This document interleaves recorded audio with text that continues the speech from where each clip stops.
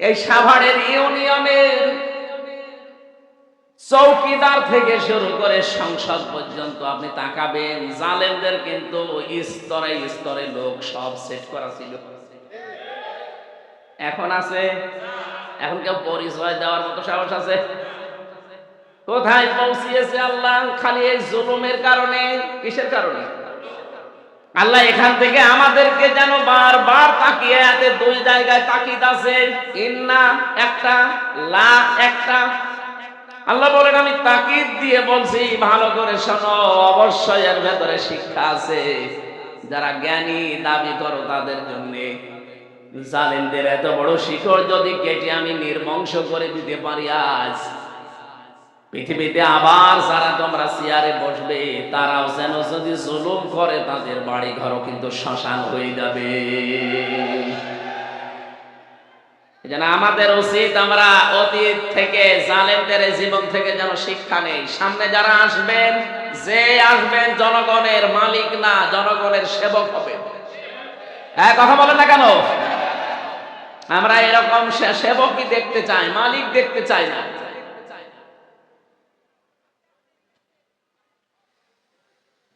বাংলার জনগণ, এজন্য যাদের নাম দিয়েছেন, আমি শুধু তাদের দুনিয়া চাই না, আমি চাই দুনিয়া আখিরাত। আমাদের এমপি সাহেব, সাবেক এমপি সাহেব এসেছেন, ওনার নাম একটা চেয়ার এখানে। সাবেক এমপি বাবু ভাই, আরেন কোনটা? ও বাবু ভাই চেয়ার তো পাল্টিয়ে গেছে।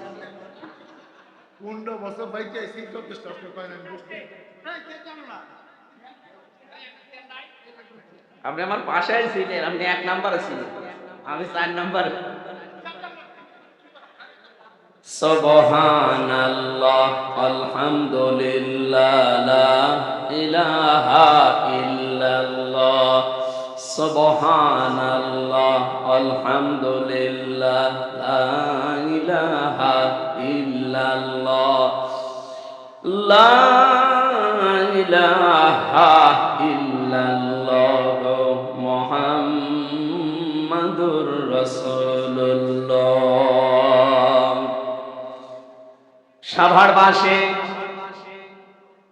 যে কথাটা বলছিলাম, যতগুলো মানুষের নাম আপনারা দিয়েছেন, আমরা চাই এদের সম্মান মর্যাদা এ দুনিয়া শুধু না, মরণের পরও যেন আল্লাহ জান্নাত পর্যন্ত টিকিয়ে রাখেন। বলেন আমিন। কয়টা জিনিস লাগবে জানো? 2টা। একটা ঈমান লাগবে নির্ভেজাল, যে ঈমানের ভেতরে শিরিক থাকলে চলবে না। এজন্য আমরা যারা এখানে সম্মান বাড়াতে চাই দুনিয়া আখিরাতে, এমন ঈমান আনা লাগবে, এমন ঈমানের দাবি করা লাগবে যে ঈমানে শিরিক নেই। আল্লাহ যেন তৌফিক দেন। বলেন আমিন। আমি এক কথায় জবাব দিচ্ছি, এদিকে তাকান ভাই। এমন এমন বাক্য বাংলা ইংরেজিতে পড়েননি, এক কথায়, এটা এক কথায়। আল্লাহ যেটা পারে ওইটা অন্য কেউ পারে, এই বিশ্বাস যদি কেউ করেন, আপনি শিরিক করলেন। শিরিক যে করে সে মুশরিক। মুশরিক মারা গেলে বিনা হিসাবে, বিনা বিচারে জাহান্নামে। আর ফতোয়া লাগবে নতুন করে? সুতরাং আমাদের সতর্ক থাকা লাগবে। যাদের ঈমান আছে, বেঈমান যারা, ওদের কথা বাদ দিলাম। ঈমান যাদের আছে তারা যেন শিরিক না করি। আবার এক কথায় বলছি, আল্লাহ যেটা পারে ওইটা অন্য কেউ পারে, এই বিশ্বাস করার নাম কি? সন্তান দিতে পারে কে বলেন তো? কোন বাবা পারে? কোন পীর সাহেব? অনেকে এই যে বিভিন্ন সময় দেখি বলে, হুজুর আপেল পুড়িয়ে দিন, আমার বারবার মেয়ে হয় যেন ছেলে হয়। আরে ভাই, আপেল পুড়ে যদি ছেলে হইতো তো আমার 3 মেয়ে, আমি আগে খাওয়াতাম না। কোথায় পেয়েছে এসব আপেল পড়া? সুতরাং এই কাজ করতে গিয়ে অনেকে ঈমান হারিয়ে ফেলছে বিভিন্ন ভণ্ড পীরের কাছে গিয়ে। কোন বাবা, কোন মাজার, কোন জিন্দা পীর, কোন মরা পীর পারবে না। সন্তান দিতে পারবে কে? এবার দ্বিতীয় পয়েন্টটা বলি, এটা ক্লাস চলছে, বলবো দ্বিতীয়টা। আলা লাহুল খালক ওয়াল আমর। আল্লাহ পাক বলেন, বানিয়েছি আমি, হুকুম চলবে আমার। সুতরাং আল্লাহর আইন এই জমিনে কায়েম করার জন্য যদি কেউ চেষ্টা করে, আপনি যদি তাকে উল্টা পাল্টা কথা বলেন, তার পেছনে না থাকেন, আপনার ঈমান নিয়ে সমস্যা দেখা দেবে, টানাটানি বাঁধবে। নিজে মানতে পারেন না সেটা আলাদা বিষয়, কিন্তু যারা চায় আপনাকে, তাদের পেছনে থাকা লাগবে। সূরা আরাফের 54 নম্বর আয়াতের মাঝে এই আয়াতটা আছে, আলা লাহুল খালকু ওয়াল আমর।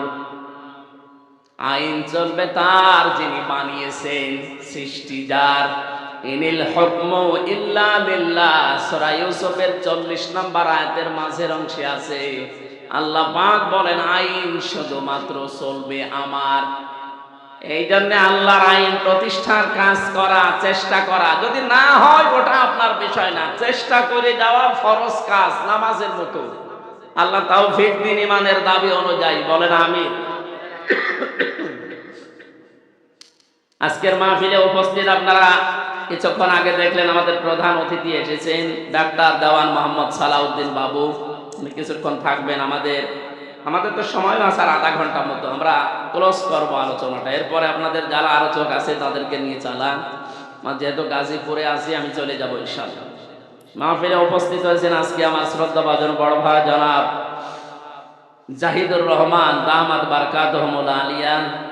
মঞ্চে বসা আরো যারা আছেন সম্মানিত ব্যক্তিবর্গ, সামনে বসা মুসলমান ভাইরা, পর্দার আড়ালের সম্মানিতা মা এবং বোনেরা, প্রশাসনের ভাইরা, প্রাণপ্রিয় ঢাকাবাসী, আল্লাহর দরবারে শুকরিয়া জানাচ্ছি যিনি আমাদেরকে বিবেক দিয়েছেন।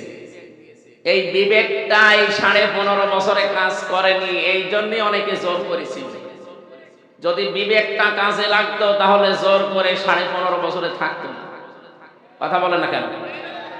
নবীজির হাদিস, ওই ইমামের প্রতি আল্লাহ সব সময় 24 ঘন্টা লানত বর্ষণ করতে থাকে। যে ইমাম জোর করে ইমামতি করে, তার মুসল্লিরা তার উপরে নারাজ।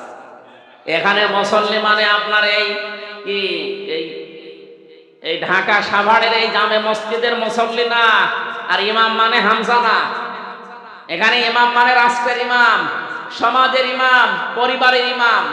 যে ইমামের প্রতি, নেতার প্রতি, দায়িত্বশীলের প্রতি তার অধীনস্থ যারা আছে তারা সঙ্গত কারণে নারাজ, ও যতদিন জোর করে দায়িত্বে থাকবে ততক্ষণ আল্লাহ লানত তার উপরে পড়তে থাকবে।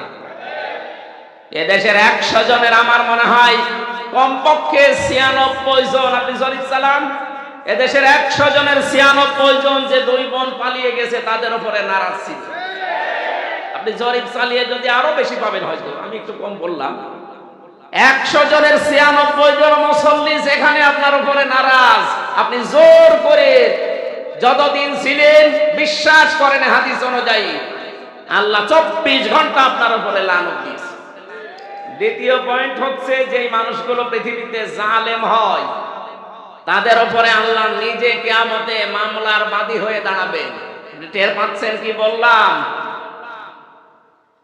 এটা সূরা শূরা 25 নাম্বার পারা, 6 নাম্বার পৃষ্ঠার 13 নাম্বার লাইনের 42 নাম্বার আয়াতের প্রথম অংশে আছে, ইন্নামাস সাবিলু আলাল্লাযিনা ইয়াজলিমুনান নাস। আল্লাহ কিন্তু ইয়াজলিমুনাল মুসলিমুনা দেননি। এদিকে তাকান, ইয়াজলিমুনান নাস দিয়েছেন। নিশ্চয় যারা এই পৃথিবীর ময়দানে মানুষের উপরে জুলুম করছে, ভবিষ্যতেও করবে।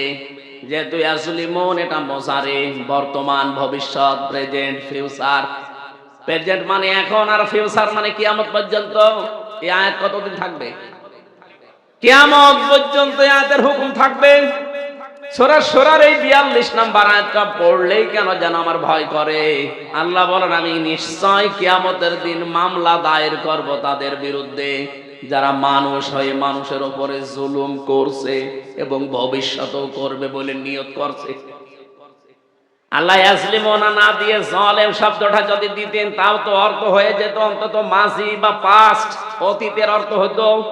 বর্তমান আর ভবিষ্যৎ দিয়েছেন এই কারণে এখন হয়তো অনেকে করছে না, ভবিষ্যতে অনেকে জুলুম করবে বলে আশা করি আছে, যে দাঁড়ান চেয়ার পাই, দেখেন কি করি। এরকম অনেকের মনে নেই। এই জন্য যারা জালেম এখন করছেন জুলুম, ভবিষ্যতেও যারা করবে, আল্লাহ বলেন আমি নিজে তাদের বিরুদ্ধে কিয়ামতে মামলা দায়ের করব, আমি নিজে বাদী। আমরা যারা মামলা বিভিন্ন কেস কামের আসামি আছে, এখানে মামলার বাদী যত বড় হয় মামলা তত কঠিন হয়। আমারে যদি কোনো সলিমদ্দি কলিমদ্দি মামলা দিত, সর্বোচ্চ ৩-৪ দিনে আমি চলে আসতাম বেরিয়ে। কিন্তু ৩টা বছর আমারে ফাঁসির কন্ডেম সেলের ভেতরে আটক করে রেখেছিল, কারণ মামলার বাদী আল্লাহর ওলি। ওই যে ওনার মামলার বাদী সে আমার, এই জন্য আমারে ছাড়ে নাই। আমারও যদি মামলার বাদী সত্যি এই যে জাহিদ ভাই হয়তো, সালাউদ্দিন ভাই হয়তো, আমি সত্যি চলে আসতাম, কারণ ওনাদের হয়তো মামলা দিত টাকার জন্য, কয় টাকা লাগবে দিয়ে দিতাম। আমি যেখানে ছিলাম আকিস গ্রুপের খতিব আমি, ওদের বাংলাদেশে কয়জন ধনীর ভেতরে ওরা একজন, টাকা যা লাগতো দিয়ে দিত। কিন্তু এমন জন মামলা দিয়েছে অত টাকার দরকার না, ওর প্রতিশোধ নেওয়া দরকার।